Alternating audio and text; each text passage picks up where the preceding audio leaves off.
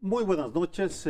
Falta un mes para las elecciones y proliferan los balances de los 2 primeros meses.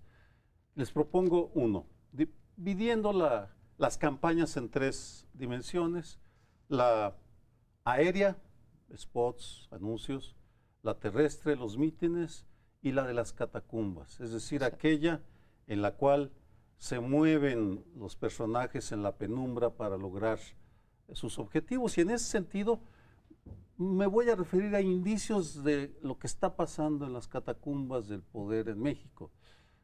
Durante buena parte de abril y principios de mayo, un grupo de poderosos empresarios, dicen versiones bien informadas, presionaron al presidente de la República y a Margarita Zavala para que declinaran y reducir las boletas a solo 3 personajes: López Obrador, Anaya y el Bronco. No tuvieron éxito y entonces el 3 de mayo sacan un desplegado, la poderosa Consejo Mexicano de Hombres de Negocios, Consejo Mexicano de Negocios, perdón. Sí. Quitaron los hombres por cuestiones de género. Fue el 3 de mayo. El 7 de mayo empezó la impresión de las boletas y a partir de ese momento, me dicen fuentes bien informadas, ya no hubo nada que hacer. Y entonces empezaron otras acciones que muestran cuán desesperados están los adversarios de López Obrador al ver que no se modifican las encuestas. Y aquí estarían tres indicios.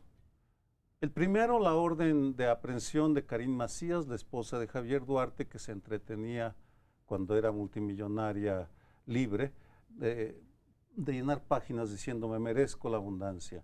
Creo que eran cuartilla tras cuartilla. Salió en un momento que insinúa intenciones electorales.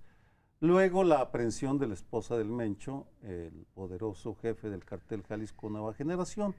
Y después lo que Reforma nos está informando casi cada día de empresarios que lanzan mensajes crípticos a sus empleados, advirtiéndolos de los peligros del populismo, aprovechándose que el Instituto Nacional Electoral y la FEPADE tienen un serio problema de ceguera selectiva. No ven lo negro, solo ven las tonalidades rosas. Por tanto, no son capaces de ver la coacción ni la compra del voto. ¿Qué pasará? No lo sé, pero en todo caso, el último vez creo que vamos a ver movimientos en los 3 niveles de campañas. Yo en los 3 veo, bueno, en la campaña de aire, López Obrador va ganando con amplitud; en las campañas en general, terrestres, también va ganando con amplitud. Esta de las catacumbas, pues, supongo que se está dando, pero no estoy seguro, Sergio, de que estén, digamos, encadenados los 3 acontecimientos que describes. Primero, lo de Karime sale de la Fiscalía de Veracruz, no sale de la Fiscalía Federal, y bueno, ha tenido Yunes una actitud extraña cuando estuvo con lo de los trenes, tema del que vamos a hablar en un momento más. Se le veía muy pegado a Peña Nieto, pero sabemos que Veracruz está disputando palmo a palmo él, o sea, su hijo, contra el candidato de Morena. Por tanto, no le veo demasiados incentivos de decir, abro esto como una cuestión desesperada. Yo creo que es más bien en lógica, hay que leerlo en clave veracruzana como tal. Lo del Mencho, a estas alturas yo no creo que le agregue, no sé si le podría agregar eventualmente a mí, responde mucho más al deterioro que ha tenido Jalisco. El otro día decía el candidato de Movimiento Ciudadano, estamos a 3 minutos de la ingobernabilidad en la entidad, atacaron a un fiscal que ahora es secretario de Trabajo, ha habido desaparecidos y la verdad el tipo estaba ya desafiando de una manera brutal, pues no solo la convivencia en el segundo estado más importante de este país, sino en términos generales ya la duda. Lo dijo el presidente, el jefe de la misión de observadores de la OEA, y lo dijo Kofi Annan estos días que estuvo aquí. Ya los niveles de violencia que traen son el principal riesgo, efectivamente, que tiene la democracia mexicana. Por tanto, siento que responde a eso. Y el que claramente le veo una lógica política es el de Nestora. O sea, es el primer, digamos, gol que mete la campaña de José Antonio Meade López Obrador. Es la primera vez en los 2 meses de campaña que traes a López Obrador justificando un argumento del PRI, porque si la señora es o no, digamos, idónea para ser electa por tanto, por lo que hizo, ahí sí veo la política claramente. El fiscal de Guerrero dijo, pues esta le pegamos, le vamos a sacar todo el jugo posible, pero de las otras dos no siento que estén incidiendo demasiado en la campaña. Además, a estas alturas, procesar a alguien, alguna familiar de un exgobernador, ya no le agrega demasiado al PRI. Ya hasta perdí la cuenta de la cantidad de gente que han procesado. Creo que tiene razón Leonardo, y sin embargo la tesis de la desesperación se mantiene, ¿no? Que es la tesis que nos plantea ahora en la mesa Sergio Aguayo. Si yo fuera del PRI o del PAN también estaría desesperada al ver que mis candidatos mantienen una encefalograma, ¿no? O sea, se quedan así, o incluso ligeras bajadas, ¿sí? Entonces, bueno, yo también estaría desesperada.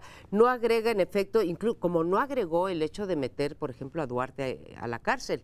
Uno hubiera pensado que no. O sea, que sí iba a mover la aguja de la preferencia electoral, porque dicen, miren, si hay voluntad de procesar a los corruptos, pero lejos de eso, lo que vino a reforzar es que el PRI está lleno de gobernantes corruptos. Entonces, pues no les jaló, pero claro, los seres humanos nos tropezamos una y otra vez con la misma piedra. La desesperación, sí la encuentro, la desesperación. Lo que me sorprende es la falta de resorte político, porque yo no sé ustedes, pero en las últimas 2 semanas, si quisiéramos platicar cosas muy concretas de las campañas que pudieran realmente mover, obviamente, de los perdedores un poco la aguja para que subieran, pero no lo encontramos. Hace rato platicábamos sobre los temas y pues no veíamos algo, salvo lo que dice Sergio de la desesperación. Yo no sé, pero yo no veo eventos que me hagan pensar que las tendencias electorales que nos demuestran las encuestas pudieran moverse. No lo movieron los debates, un debate desde mi punto de vista desastroso. No me tocó estar con ustedes, pero los escuché el lunes pasado, pero tampoco hay eventos que vengan en ese sentido. Pero las catacumbas me parece muy interesante, porque en efecto, en aire y en tierra, López Obrador pues va a años luz. Las catacumbas, decías tú hacia el final de tu intervención, involucra el dinero ilegal en las campañas. ¿Sí? Sí. Y creo que el dinero ilegal en las campañas, y lo digo en plural, en todas las campañas, yo les aseguro que para estos momentos ya rebasaron todos el tope de las campañas, y ahora no vamos a tener la excusa que tuvimos en el 2012 de que López Obrador sí lo había rebasado por aquello del prorrateo, porque ya no existe. Pero en un estudio que estamos por presentar, por cierto, mañana, que se llama Dinero bajo la mesa, el financiamiento y gasto ilegal en las campañas, pues hicimos ni más ni menos que el cálculo con base en las 15 gubernaturas que hubo en 2016 y 2017, ¿sí? Que por cada peso por encima de la mesa, o sea, que por cada peso que se entrega en dinero público legal, hay 15 pesos por debajo de la mesa, y que todo esto pues es un gran engaño, porque nos revisamos los topes de campaña y cuánto creen que dicen los gobernadores en promedio que se gastaron en sus campañas. 32%.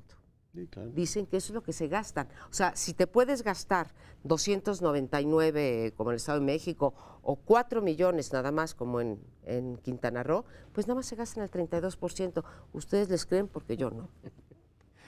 Esas son las otras catacumbas. Las catacumbas. Hay un sitio en internet que dirige Jorge Cepeda Patterson, y él se pregunta, en lo que creo que es el último artículo que ha escrito ahí, viendo la enjundia de Meade, que sería, de acuerdo a lo que sugiere Sergio, que los empresarios le han de haber dicho al dueño del PRI, que es Peña Nieto, bueno, ya dejemos esto, bajémosle y vámonos con Anaya, que después de todo no hay mucha diferencia en proyectos, personalidad, etcétera.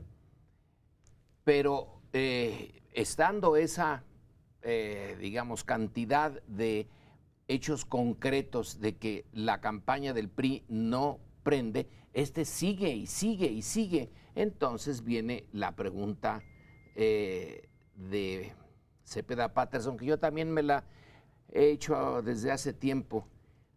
¿Sabrá el candidato del PRI algo que nosotros no sabemos? Y detrás de esa aparente persistencia en una campaña perdedora, teniendo la posibilidad de lanzar el peso del PRI en favor de Anaya, no lo hace y persiste porque algo están pensando en esta última parte que va a darle la vuelta a esta situación de aparente ya tercer lugar y ponerlo en el primer lugar. Es una no en el pregunta. segundo, en el primero. En el primero, si no, no tiene sentido. No sé, pero creo que la desesperación es generalizada, porque pensemos por un momento, no es la presidencia ni el Congreso solamente lo que se está jugando, sino 9 gubernaturas y un buen número de cargos, todos con control de algo de presupuesto. Y los partidos y los grupos y las tribus necesitan presupuesto para alimentar a sus tribus, es decir, no pueden vivir sin el presupuesto público. Entonces, en el caso de Veracruz, creo que sí está desesperado porque hay un empate en la gubernatura, no en la presidencia, ahí ya va adelante en Veracruz López Obrador con mucho. En ese sentido, lo que yo diría es que estamos viendo señales de desesperación ante una oleada que alterará profundamente el sistema de partidos en México, porque los más afectados van a ser PAN, PRI y PRD. E imagínense un partido revolucionario institucional con muy poquitos cargos que repartir, pues normal que van a tener que trabajar, que buscar trabajo. Ellos que en su currículum tienen diputado local, federal, senador, gobernador, delegado, en fin, se van brincando. ¿Y ahora qué va a ser de los René Juárez o de los Romero de Champs, suponiendo que deja el sindicato? Para mí es la desesperación de un estilo de vida que tal vez pueda haberse afectado si gana López Obrador, tal vez. Es muy interesante eso. Ese grupo que podría estar desesperado tiene actualmente pues 2 cálculos. Uno, tratar de conservar lo más que se puede en estos momentos que siguen teniendo el gobierno federal y todo lo demás, o de plano decir, señores, vayamos resignándonos a que vamos a acordar con otro partido. Ahí el escenario de que el PRI se vaya, y algunos de las encuestas lo ponen con una bancada menor de la que tuvo en 2006 y perdiendo casi todas las gubernaturas. Si compite en Yucatán, creo que es la única donde tiene alguna posibilidad, ya sería suficiente. Yo creo que el resto va a tener una migración lógica con la mayoría y dirán, señor, siempre hemos sido partido de gobierno y ahora le toca a usted gobernar. En realidad siempre hemos estado de acuerdo con usted. Algo así van a decir. Creo que el PRD se va a diluir completamente después de la derrota y van a decir, señor, como ya está ocurriendo aquí en la capital de la República, Amalia García, etcétera, ya migraron a Morena, y los que van a quedar como elementos partidarios diferentes van a ser el PAN y Movimiento Ciudadano, que va a quedar muy fuerte en Jalisco y va a ser como la identidad de la izquierda, y el PAN que se conservará con el postanayismo. No sé bien quién lo harán, pero sí, yo creo que va a haber un movimiento importantísimo en el sistema de partidos. Estamos de acuerdo que se va a modificar el sistema de partidos, pero de raíz, ¿no? Hace todavía 3 legislaturas o 2 legislaturas incluso, PAN, PRI, PRD tenían el 90% del Congreso, ¿sí? Ahora los 3 partidos grandes no van a tener eso, el 90% del Congreso. Yo diría 2 cosas en estas golondrinas que le cantas al PRI. La primera... Son las encuestas, bueno, María o que las encuestas, no, que yo soy antipriista, Dios me libre. No, Dios te libre. ¿Quién te acompaño, podría suponer eso? Te acompaño. Porque digo, realmente la desesperación viene de que pues el 60% de la población dice que jamás, bajo ninguna circunstancia, votaría por el PRI, ¿no? Entonces, tienes toda la razón. Pero diría 2 cosas. 1, ya una vez se fue a la tercera fuerza, el PRI, y luego revivió. Y 2, de repente nos engañamos. De las 7 gubernaturas que se juegan, hoy el PRI tiene 14 gubernaturas. De las 7 que se juegan, solamente 2 están en manos del PRI, ¿sí? Que son Jalisco y Yucatán. Y controlan, como tú decías, 50% del presupuesto del territorio nacional. Bien, nos quedan 12 segundos. Creo que ya debemos empezar a analizar las consecuencias de este tsunami que va a sacudir la política mexicana. Regresamos. Bueno, y al principio del año los expertos del sector privado consultados por el Banco Central decían que el país tenía dos elementos que generaban gran incertidumbre. Uno era la renegociación del Telecán, hoy sabemos que Telecán renovado no habrá, y la otra era la incertidumbre política, y se asociaba esta idea de incertidumbre política a que ganara el candidato de la izquierda. Bueno, estamos a dos tercios de las campañas electorales han transcurrido ya, y el candidato de la izquierda no solamente es puntero en la presidencial, tiene muchas posibilidades de tener mayoría absoluta en la Cámara de Diputados, tiene posibilidades razonables de ganar también la Cámara de Senadores, y territorialmente va a transformar, va a tener la Ciudad de México y muchas otras entidades. Por tanto, uno dice, bueno, viene efectivamente una gran transformación política, y la lógica hubiese sido, si pensáramos en clave del 2006, pues esto va a ser un desastre económico y los mercados se van a empezar a poner nerviosos, y la verdad es que nada de eso ha ocurrido. Hace unos días nos daban a conocer la inversión extranjera directa y está en niveles altos, estamos para todo efecto práctico en pleno empleo, los precriterios de política económica, las previsiones del FMI, las calificadoras dicen, no, si el país está bien, no les va a pasar nada, van a seguir creciendo más o menos a los mismos niveles que están creciendo ahora. Aquí entra un tema que a mí me resulta, digamos, difícil de comprender. Por un lado tienes efectivamente esta calma chicha, decir, bueno, si gana la izquierda no va a pasar nada, y aquí que es donde, digamos, la parte perturbadora empieza, ¿no? Es decir, efectivamente, si las promesas del López Obrador, que han sido absolutamente ambiguas, que si aeropuerto o no aeropuerto, que si lo privatiza o que si no lo privatiza, que si va a haber revisión de la reforma energética o va a haber derogación de la reforma energética, y cada quien está viendo lo que quiera, como en el peronismo no habrá más penas ni olvido, cada quien ve el Obrador que quiere. Y la verdad es que uno se pregunta si esa estabilidad macroeconómica, que hoy está apostando por su triunfo político, se puede mantener si él dice, señores, atrás reforma energética.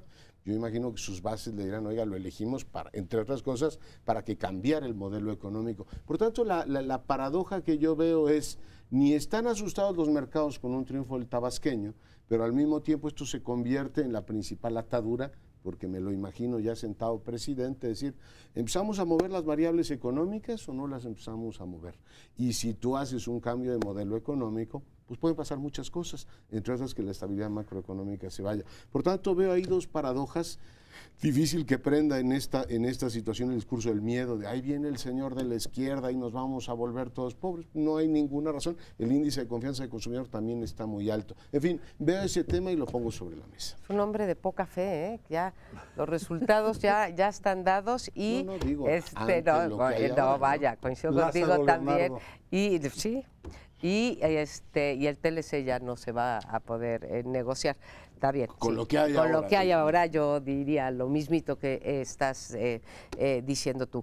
Ahora, yo creo que si miramos al mundo con personas que en algún momento dieron miedo, ¿sí? Lo que vemos, y el caso más cercano quizás sea el de Lula, ¿no? No vino ninguna desestabilización económica en Brasil. Los problemas económicos que los tuvo independientemente de quién estuviera sentado en la silla, no sé, la silla de qué, la silla del águila, o el equivalente de la silla del águila, y no pasó nada, no vino lo que todo mundo temía. Ollanta Humala tampoco pasó nada. En ese caso, bueno, ya posteriormente sí, pero no sé si es la tesis de que el poder modera, o más bien, porque no lo sé en el caso de si fuera el triunfo de López Obrador, que por cierto, me da mucho gusto que no se estén moviendo, que parezcan no afectar los mercados. Habla de cierta madurez en este país el hecho de que no esté ocurriendo nada todavía a 30 días de la elección, con una diferencia con el segundo lugar, pues en promedio y siendo benévolos de 13%. Entonces, esa parte me da enorme gusto. La segunda hipótesis es la otra, que pues la élite económica siempre se acomoda y siempre acaba ganando.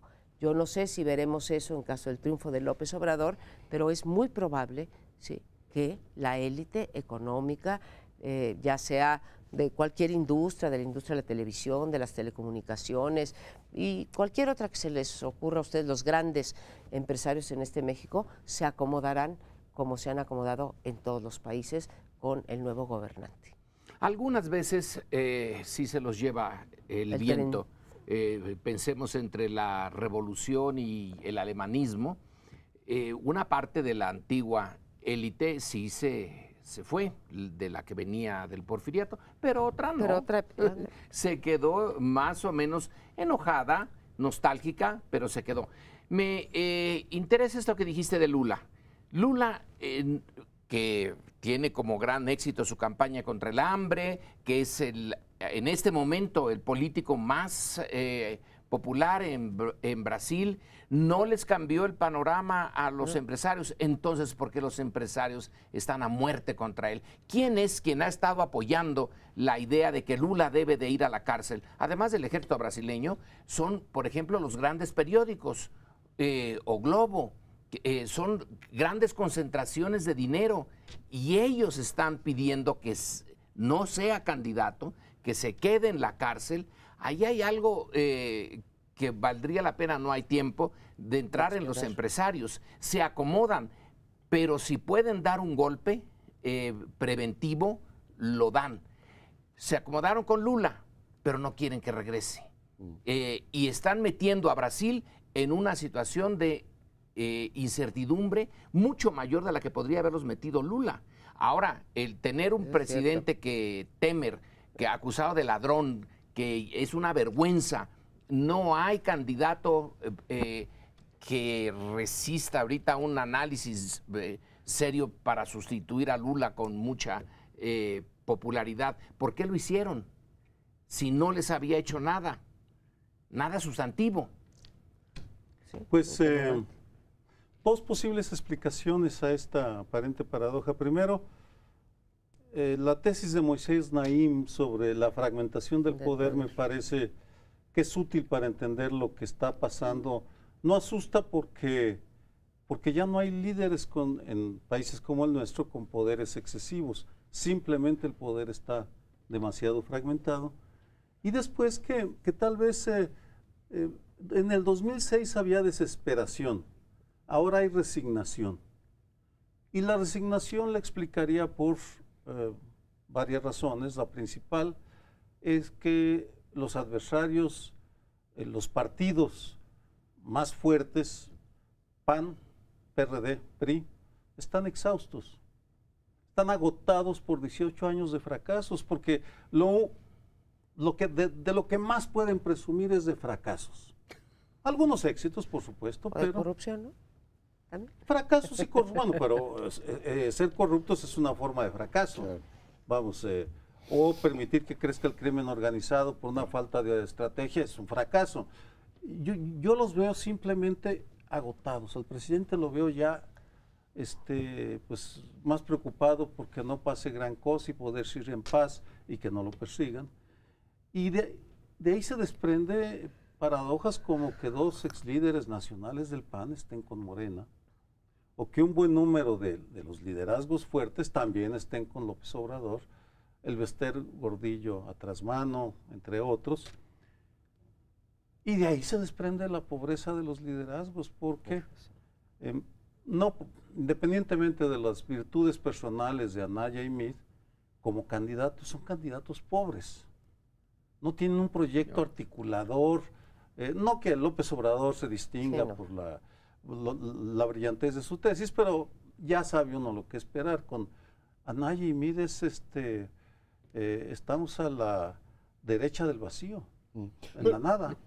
Si hubiera que titular esta, digamos, aparente paradoja, diría, los mercados están votando por López Obrador, ¿no? Dicen, ¿sabe qué? Invertimos más, o sea, claramente, lo cual no me hace casar del todo con esta tesis de que los empresarios están diciendo a sus empleados que no voten por López Obrador, como si efectivamente un empresario le pudiera decir a sus empleados por quién votar. Si lo dicen en ese momento van a votar por el contra. Las decisiones empresariales, la reinversión de los grandes capitales se ha dado y no hemos tenido fuga de capital. Los que están en condiciones de hacerlo dicen, Bueno, no está tan mal. 2 apuntes sobre Lula. Lo primero que hizo el primer Lula fue nombrar un vicepresidente económico, diciendo, no voy a gobernar yo, que esa es otra duda. Vamos a tener un López Obrador militante, un López Obrador técnico que diga, yo ya llegué, soy presidente, la cuarta transformación es que yo me ponga la banda y que los técnicos se hagan cargo de la economía. En 2006 dijo que iba a ser Agustín Carstens, ni más ni menos secretario de Hacienda. Entonces yo no sé si ahora, igual que Lula, el primer Lula dijo, vamos, la economía no la toquemos, está creciendo al 2 y piquito,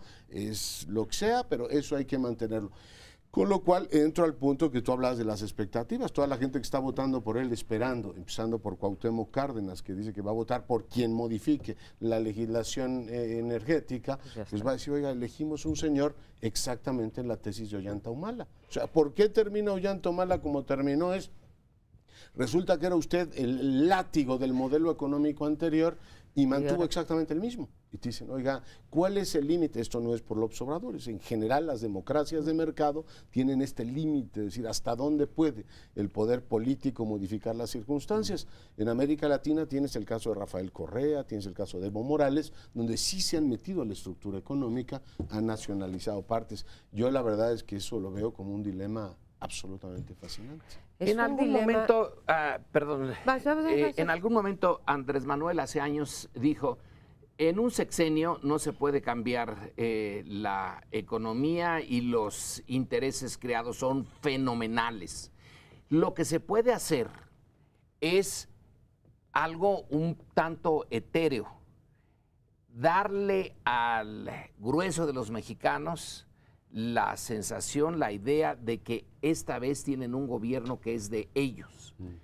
Cuando se recupere la confianza de la sociedad en su autoridad, en su estructura institucional, en su gobierno, entonces podrán hacerse otros cambios. Pero lo primero es recuperar la idea de que ese golfo entre el gobierno y la sociedad se ha no desaparecido, pero ha disminuido lo suficiente para poderle permitir a otros, quizá en otro sexenio, entrarle a las grandes cambios, pero sabe muy bien que tiene enfrente a los Slims, a los Bailleres, a un montón de intereses durísimos. Pues no está loco como para entrarse contra ellos. Yo creo que esos Slims y esos Bailleres, por mencionar los que acabas de decir, pues trabajarán con quien se siente en la silla presidencial. Pero creo que sí es un interrogante si Andrés Manuel López Obrador va a ser un Lula o un Ollanta, o va a ser un Maduro o un Correa. Eso no lo sabemos. Yo tiendo a pensar que él es un micromanager, ¿sí? Él toma las decisiones, él dice por dónde vamos a ir, él hizo su partido y él manda en su partido. O sea, los rasgos que nos ha mostrado es que tiende más del otro lado. Ahora, yo creo que si llega a la presidencia, como a cualquiera, hay que dar el beneficio de la duda. Un pronóstico, su radicalismo lo veremos en el sector de la minería, fundamentalmente. Pues ya lo veremos, es una de las cosas que en las próximas semanas seguirá todavía siendo objeto de análisis. Pausa, regresamos. Hace ya muchos años, pero en este último año con particular enjundia, vemos que el Estado va perdiendo control de ciertos procesos, de ciertas funciones, de ciertas obligaciones que tiene que cumplir con respecto a los ciudadanos y con respecto a un artículo constitucional que dice que el Estado garantizará que cada quien, y aquí no estoy hablando de los dueños del dinero, cada quien es los empresarios por una parte, los trabajadores por la otra, puedan dedicarse a la actividad que ellos decidan sin tener obstáculos que lo impidan. Bueno, pues esta facultad o esta obligación constitucional no la está cumpliendo el Estado mexicano. Nos hemos referido una y mil veces aquí al crimen organizado y cómo ha perdido territorio el Estado mexicano en términos de salvaguardar la integridad no de las tropas extranjeras, pero sí del crimen organizado. Y bueno, pues este año dos actividades industriales han sufrido particularmente esta falta de responsabilidad del Estado en la tarea de la seguridad, que es por un lado los gasoductos, o sea, el petróleo que se extrae, y por otro lado los trenes que conectan a bueno, deberían de conectar más al país, pero vaya, que transportan la mayor parte de las mercancías en este país, dígase grano, dígase automóviles, dígase productos químicos, se transportan. Y bueno, pues hay una mafia ahí del crimen que se encarga o bien de ordeñar a los ductos, o bien de descarrilar, o parar a los trenes para robar su mercancía a plena luz del día, sin castigo alguno, de forma tal que los empresarios, no digo en el caso de los gasoductos porque todavía está básicamente en manos del Estado, pero los empresarios tienen que gastar millones de dinero, en millones de pesos, 1.200 millones, el caso de Ferromex y de Ferrosur, para pagarse la seguridad privada y que puedan llevar a cabo sus actividades. Ya, es un desastre y te volaste la barda con ese título. Si se descarrila el tren o se descarrila el Estado, está descarrilado el Estado. Porque si tú dijeras, bueno, eso ha ocurrido, es el asalto al Oriente Express, dices, bueno, pues ocurre que de pronto tuviste un delincuente particularmente listo y te metió eso. No, es un sistema. Son 300 y pico de millones, por cierto, una cantidad muy similar a la que se robaron a los bancos. Tú dices, bueno, también hay señores que se dedican a sacarle dinero a los bancos. La AMIS reportó que subió 20% el robo de vehículos, y el vehículo más robado sigue siendo el Suro y los camiones, las camionetas estas funcionales, no los coches de lujo, o sea, los coches más utilitarios. Tienes un incremento de robo a los celulares en la ciudad para venderse nuevamente en los tianguis ilegales. Es decir, no hay indicador en el cual tú digas, oiga, el Estado tiene control sobre esto. El tema del robo de vehículos está ligado a la incapacidad del Estado mexicano de tener un registro único de vehículos, el REPUVE famoso, que todavía recordamos el escándalo de Caballo. Uno dice, bueno, Caballo a lo mejor ya está muerto y enterrado, el Estado mexicano no le ha dado Dios licencia de tener, con toda la tecnología que hay disponible, un registro de vehículos para que no se estén robando, además a los más pobres de este país. Es que no hay tema en el cual el Estado, vamos, no se protege ni a sí mismo con el tema de huachicol. Buena parte de la economía sigue funcionando. Es una parte que yo no veo en la mayor parte de los diagnósticos de los candidatos, un reconocimiento que una buena parte de la economía legal y legítima de este país está absolutamente enchapopotada de la economía delincuencial, porque nadie cree que la gasolina robada se vende en circuitos ajenos o en las catacumbas, se vende en la economía perfectamente legítima. En fin, descarrilado y mucho más que eso. Ya estamos, mientras hablaban me recordaba Víctor Hugo, que en una de sus novelas, no recuerdo cuál, hablaba de la Corte de los Milagros, en donde llegaban todos los discapacitados de París, arrastrando sus dolores, los que tenían los leprosos, a contar sus penas. Bueno, yo creo que me voy a sumar a la Corte de los Milagros mexicana. Al menos mal que fue muy literaria la cita, ¿eh? Porque cuando uno ya pone al Estado como eje de la discusión, es lamentable el estado en que se encuentra a todos los niveles y en todos los aspectos. La semana pasada publiqué una columna en la cual documenté cómo el crimen organizado se está apropiando de las calles aledañas a Palacio Nacional. De hecho, lo están rodeando. Están entrando a controlar los ambulantes, los matan o los desaparecen o los intimidan, están extorsionando a los comerciantes. Y en marzo 7 comerciantes del centro histórico fueron con la Marina y les dijeron, vengan, intervengan, porque bueno, la Marina es de lo poco ya que se puede confiar por efectividad. El delegado de la Cuauhtémoc que envió una carta, porque la Marina le dijo, sí, pero necesito una carta de autoridad para intervenir. La carta salió en abril, la recibieron e inmediatamente se hizo pública y el jefe de gobierno de la Ciudad de México, José Ramón Amieva, dijo de ninguna manera va a haber marinos patrullando el centro histórico, porque imagínense, el centro de la Ciudad de México como Reynosa, Tamaulipas o Michoacán, no sé si vayamos a llegar a ello, pero así. No pasa nada. Estamos así. Y la paradoja es que los candidatos están peleando por llegar a Palacio Nacional, que va a estar rodeado por el crimen organizado. Es realmente terrible la parálisis del Estado, porque aquí solo Esto. bastaría con que el jefe de gobierno de la Ciudad de México convocara a la Marina, al Ejército, Policía Federal y a la delegación para hacer un operativo. No puede. ¿Por qué no puede? Pues políticamente esos dos partidos están diciendo no a la ley de seguridad interna. Entonces les van a decir, pues ¿sabe qué no? Usted gobierna, Morena gobierna Cuauhtémoc y la Ciudad de México la gobierna No, el PRD. pero Morena sí quiere. Morena está pidiendo el inter... Pero ¿cómo pueden estar diciendo que no quiere ley de seguridad interior? Bueno, Bueno, hay otra tesis, y pues, que Contradicción. el Estado no existe. Que no ha existido. Que ¿alguien ha visto al Estado?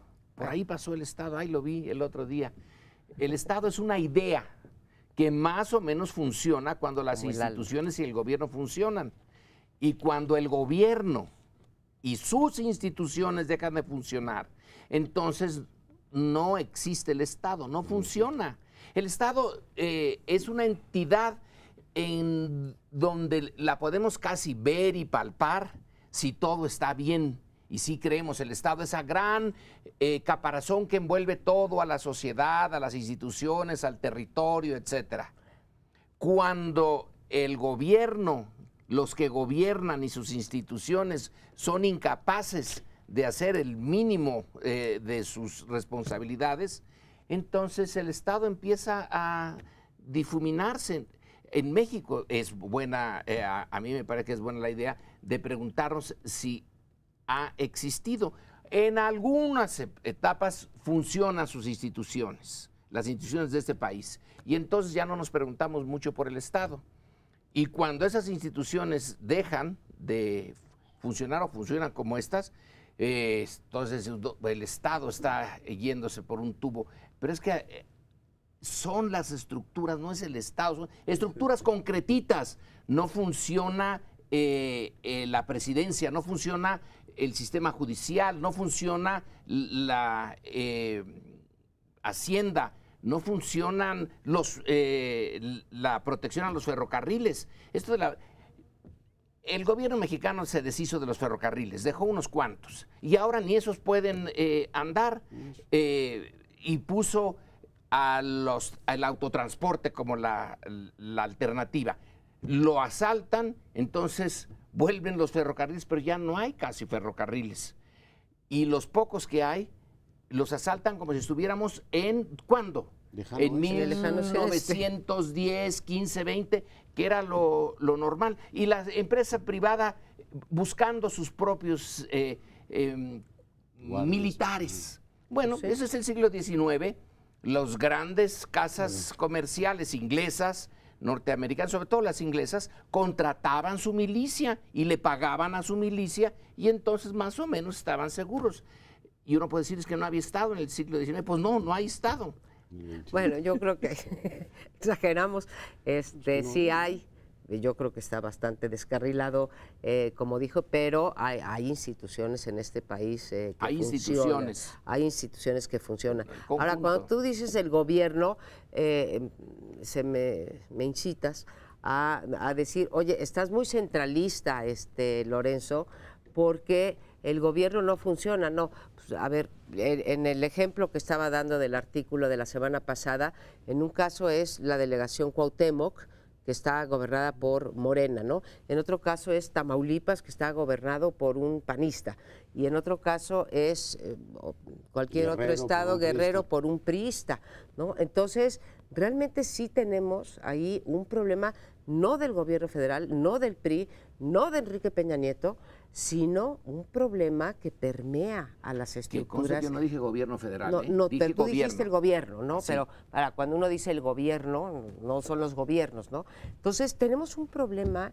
así como decimos que la corrupción es sistémica, esto a lo que tú te refieres de que no están funcionando, pues son los gobiernos de todos los partidos, De y todos, realmente de todos. esa es la parte que a mí me preocupa, porque entonces sí no tenemos instituciones sólidas que te puedan aguantar cualquier embate de cualquiera, sea López Obrador, Mid o Anaya, el presidente. O sea, estamos muy desvalidos. O sea, no es Trump frente a las instituciones gringas, ¿sí? Perdón, estadounidenses. Eso. Ustedes disculpen, estadounidenses. Es cualquier presidente en México contra unas instituciones bastante débiles. Porque sí hay partes que son muy débiles. Por ejemplo, el Instituto Nacional de Migración, que me sigo preguntando para qué lo va a mover a Tijuana López Obrador, es el mismo órgano con el que va a tener que operar él y es un órgano absolutamente dañado. Y no lo digo yo, lo dice el padre Solalinde. Eso es un problema de calidad de las instituciones, muchas de ellas absolutamente, las policías, etcétera. Pero cuando tú le pierdes el terror reverencial al Estado, yo le voy a desbancar sus trenes, le voy a robar a sus bancos, le voy a quitar su gasolina. Estás hablando de una bestia diferente, estás hablando de una dinámica muy diferente. La pérdida del respeto, ¿qué término tan preciso? Le hemos perdido el respeto al Estado. Y no tenemos nada de que alegrarnos de que eso esté pasando. Nos vamos a un corte y volvemos con un último tema. O sea, pues bien, en este último bloque vamos a poner sobre la mesa una discusión que ya tuvo lugar entre los candidatos presidenciales, pero que viene a cuento porque hoy en un periódico nacional que ya tiene pues repercusiones internacionales, mundiales, que es el Washington Post, más o menos New York Times, Washington Post, viene un artículo en donde se subraya con mucho énfasis, yo diría que el término central es este: en México hay un vacío moral en relación a los indocumentados. México reclamó desde hace mucho tiempo, sigue reclamando y debe de seguir reclamando que sus trabajadores sin papeles en los Estados Unidos no sean tratados de la manera en que lo son ahora, más ahora que en un pasado no muy distante. Entre Obama y Trump han dado unos golpes durísimos a los grupos mexicanos que no tienen papeles. Y de paso, la idea de que los mexicanos en general no son bienvenidos en Estados Unidos. Pero ¿qué es lo que los mexicanos hacen en la frontera sur? Y entonces la tesis del artículo, James Frederickson, creo, o Frederick es el autor, pone de manifiesto: México quizá deseó hacerle el trabajo sucio a Trump de detener y detener con violencia y literalmente violando en algunos casos a los indocumentados, robándolos, tratándolos pésimo, devolviéndolos a Centroamérica. Creyó que haciéndole ese trabajo sucio iba a tener alguna recompensa. Él dice: no ha tenido nada. Trump no le ha dado nada a cambio. Y México está ahora teniendo que enfrentar ese problema de que tiene un vacío moral y no puede defender a sus indocumentados porque no defiende a los centroamericanos. ¿Qué les parece la tesis? Gran verdad, es una verdad de estas de Aquilo, y la verdad es que tiene bastantes años el tema sobre la mesa y no le encontramos solución. Eso de que los candidatos discutieron en Tijuana, yo no vi ninguna propuesta seria. Yo leí, por ejemplo, a Luis Herrera Lazo hace muchos años decir: México lo que debería ofrecer es libre tránsito a todos, es decir, aquí no se pide papeles para trabajar, y todo aquello que decimos que debería ocurrir en el norte se los deberíamos dar a los centroamericanos, pero no se los damos, y no se los damos por dos razones. Uno, porque hay un sector muy amplio de la población que dice: no, primero los mexicanos y ya después todo lo demás. Toda la solidaridad latinoamericana está muy bien para los discursos, pero en la realidad no. Y la segunda es que el drama, Lorenzo, y retomamos el tema de las capacidades del Estado, de los centroamericanos entrando a México, es una especie de viaje al infierno. Lo han documentado 1000 veces con La Bestia, Solalinde, Flor María Rigoni, todas las organizaciones que han tratado eso. Pasar por México es un auténtico calvario. Violan a las mujeres, las saquean, o sea, hacen todas las perrerías que uno puede imaginar que un estado y una ciudad pueden hacer. Y después te encuentras con que pasan un montón de jóvenes, de menores indocumentados, que fue lo que originó la crisis con Estados Unidos hace 4 o 5 años, y México es incapaz de ofrecerles albergues, de ofrecerles comida, de entretenerlos, y entonces optan por el mal menor. Fíjate lo que estoy diciendo, es terrible. Es decir, mejor no los dejes entrar, ¿no? Porque por un lado no podemos custodiar que no los violen, que no los vejen, porque eso ocurre en este país. Y es la peor de las, digamos, soledades, ¿no? Es decir, no somos capaces de proteger a los más débiles cuando pedimos justicia a Trump. Y la otra es, pues se te agolpan en la frontera, entonces tienes, además de tu crisis moral, una crisis diplomática brutal. Le tocó, por cierto, era Mitt, canciller de la República, cuando reventó el tema de los migrantes menores, que de pronto te llegan a Estados Unidos y dicen, bueno, ¿y estos por dónde pasaron? En fin, es una tragedia en toda la línea y yo creo que nos vacía éticamente como país. Y yo no oí nada en el debate de Tijuana que fuera, digamos, compasivo, cercano a una América Central que se está desangrando en algunas partes. Y ya déjate compasivo, algo que tuviera ciertos visos de viabilidad, ¿no? No había nada, ¿no? Ni por el lado de la compasión, o sea, no movió a nadie el debate de los centroamericanos, pero tampoco plantearon soluciones. Y pues me recuerda el problema de las drogas, no quiero hacer una comparación de un ser humano con una mercancía, pero cuando decías, Leonardo, que deberían poder transitar libremente sin que les ocurran todas estas cosas a los centroamericanos, es lo que se decía con respecto a las drogas. ¿Por qué México se puso a combatir a los capos, a las drogas, etcétera, y no optó por decir, a ver, así como los norteamericanos mandan armas, pues para allá van, y hay unas rutas, ¿sí?, que se respetan, todo el mundo se voltea para el otro lado y pasan, y nosotros, en lugar de dejar pasar a los centroamericanos y que lleguen a la frontera, y allá, ahora sí que allá películas, no solamente no les garantizamos el paso, sino que ahora tenemos otra política represiva que es la de contención, con lo que sabemos que significa la contención, porque no es construir un muro para hablar de Trump, sino es usar la violencia para que no crucen la frontera. Sí, una precisión primero, fue Barack Obama con el que empezó, quien le habló a Enrique Peña Nieto en junio de 2014 para pedirle que ayudara a sellar la frontera sur para que no llegaran los niños no acompañados. Esa política se mantiene y solo para ponerle algo de información adicional, comparto todo lo que ustedes han dicho, haría un matiz al final, es que Enrique Peña Nieto lo soluciona creando una burocracia, una comisión para la frontera sur que está virtualmente desaparecida y que se encarga en teoría de modernizar la frontera sur, pero que en realidad no ha cambiado casi nada y algunos de los cambios han sido de una falta de humanismo, de humanidad o del más mínimo sentido humanitario, por ejemplo, subirle la velocidad a la bestia.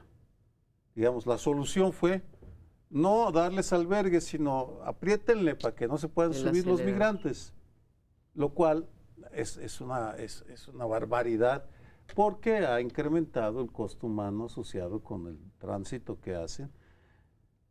Y el único matiz que haría es que en Tijuana por primera vez hablaron del tema en un debate presidencial.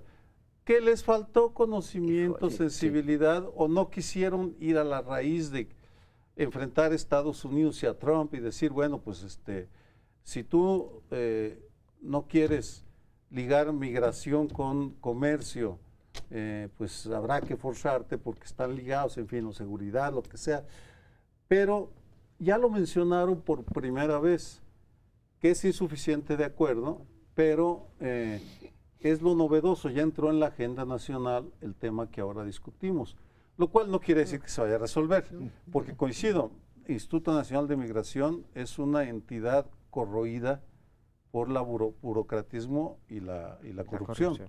Bueno, pero esta idea también en el artículo de que México ha tomado estas decisiones, pero Estados Unidos, el articulista dice, no puedo encontrar una mínima reciprocidad norteamericana. Lo tomaron los mexicanos como, en fin, para no enfrentar a Trump, pero Trump no ha hecho nada. Es gratuito. Nos metimos en esto y el gobierno en particular el de Trump puede... yo también señalé que Obama era el que había empezado esto. Quizá la idea es que no nos pegue más Trump. Vamos a hacerlo no esperando nada, sino que no haya más la crítica, porque sí, la ha hecho en varias ocasiones, criticando esta forma como México le permite a los centroamericanos entrar y llegar hasta nuestra frontera, y ellos son los responsables, los mexicanos, de que nosotros tengamos que pensar en el muro. Bueno, de todas maneras hay varios casos anteriores, ¿no? Felipe Calderón llevó a cabo una política de extradiciones muy agresiva, y me acuerdo que el entonces embajador Arturo Sarucán dice, acá no se ha dado nada, zilch, dijo, o sea, cero redondito, y la verdad es que así ha sido. Yo lo que sí veo, estoy totalmente de acuerdo con Sergio en que qué bueno que esto se puso en la agenda pública, todo este tema de los migrantes, pero la relación con Estados Unidos, nuestros candidatos le siguen teniendo pavor, ¿eh? O sea, no había ninguno que dijera, oye, vamos a enfrentarnos de una manera absoluta. No enfrentar, vamos a hablar con ellos desde la dignidad nacional. Tienen pavor, no debe ser que Trump se vaya a enojar. Yo creo que Trump vio el debate y dijo, qué buenos chicos estos, ninguno me tiene mala voluntad.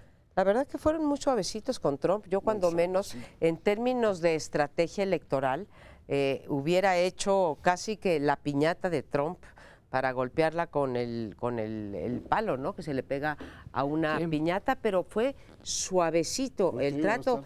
Y además, si le tienes pavor, bueno, pues alíate con los otros. ¿Ustedes oyeron algo más que Estados Unidos? Pareciera, el debate se llamaba México en el mundo, pero fue un debate sobre México, Estados Unidos. Es que para México, en términos prácticos, el mundo se reduce a un solo país. A eso hemos llegado. Pero bueno, nos tenemos que ir. Esperemos que la semana entrante nos acompañen de nuevo.